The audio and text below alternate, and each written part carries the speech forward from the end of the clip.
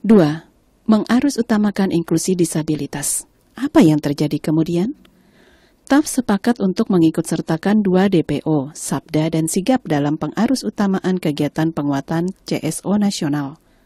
Dalam kesepakatan ini diputuskan bahwa di tingkat provinsi, mengingat kekhawatiran TAF tentang lemahnya kapasitas kelembagaan DPO lokal adalah lebih efektif untuk menerapkan strategi spesifik disabilitas dibandingkan strategi inklusif.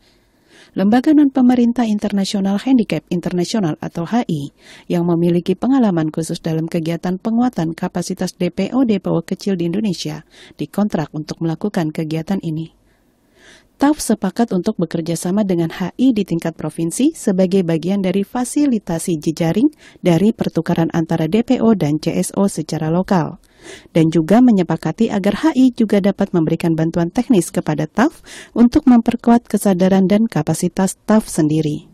Di tingkat nasional, TAF mengelola dukungan yang diberikan kepada Sigap dan Sabda sebagai bagian dari kegiatan program penguatan kapasitas CSO.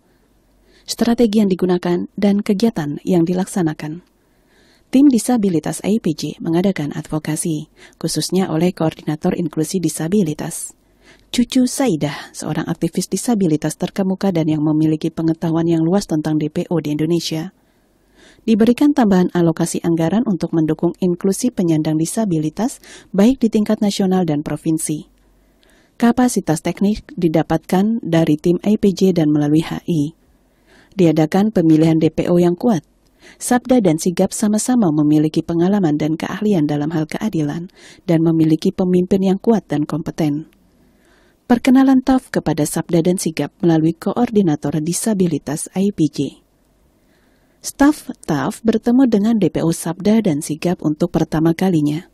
Ini juga adalah pertama kalinya staf TAF yang hanya memiliki sedikit pengalaman tentang disabilitas berurusan langsung dengan DPO.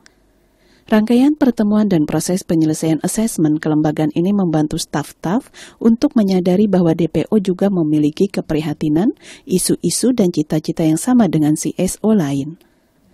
Dari pertemuan awal ini, staf TAF mendapatkan rasa percaya diri untuk berurusan langsung dengan DPO.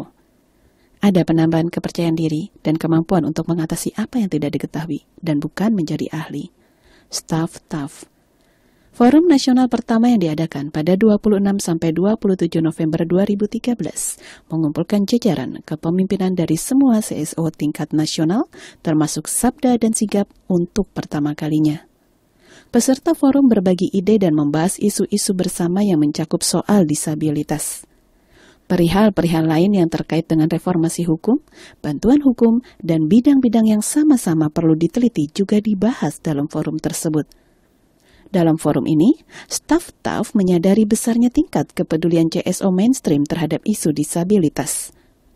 TAF secara positif dikagetkan oleh beberapa jauhnya CSO mainstream mengikutsertakan isu disabilitas sebagai sebuah isu prioritas dalam rencana kerja lembaganya masing-masing.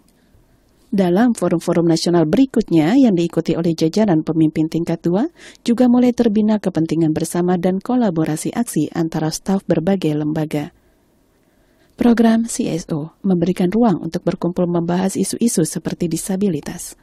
Staf TAF. Aksi terhadap disabilitas telah menghasilkan sejumlah CSO yang telah menetapkan target-target inklusi bagi lembaganya masing-masing dan pengembangan komponen kegiatan yang berfokus pada hal disabilitas. Tampak jelas kepada CSO bahwa masalah mereka, penyandang disabilitas, harus juga menjadi masalah kita, pemimpin CSO. Strategi yang digunakan dan kegiatan yang dilaksanakan. Perjumpaan dan interaksi langsung antara DPO dengan TAF dan CSO mainstream. Perjumpaan langsung antara pemimpin-pemimpin DPO yang cakap dan bekerja dengan figur-figur yang profesional dan karismatik yang mewakili DPO. Penyediaan sumber daya melalui core funding bagi CSO untuk menerapkan inklusi disabilitas sebagai bagian dari penguatan kelembagaan CSO dan bagi DPO untuk bekerja sama dan memberikan dukungan TAF memfasilitasi perjumpaan antara berbagai lembaga. Dan hal ini mendorong pembangunan jejaring dan kerjasama dalam isu-isu bersama, tetapi tidak mewajibkan diadakan sebuah tindakan. Faktor-faktor yang mendukung perubahan positif. Prioritas donor. DFAT memiliki sebuah kebijakan dan menjadikan isu disabilitas sebagai prioritas mendorong TAF untuk terlibat dalam isu disabilitas. Lebih didukung oleh donor daripada filosofis, staf TAF. Strategi yang tidak mendukung perubahan sebagaimana yang diharapkan. Masukan dan keahlian dari lembaga internasional. TAF menemukan bahwa masukannya diterima dari DPO nasional, yaitu Sabda dan Sigap, terbukti lebih relevan dan bernilai.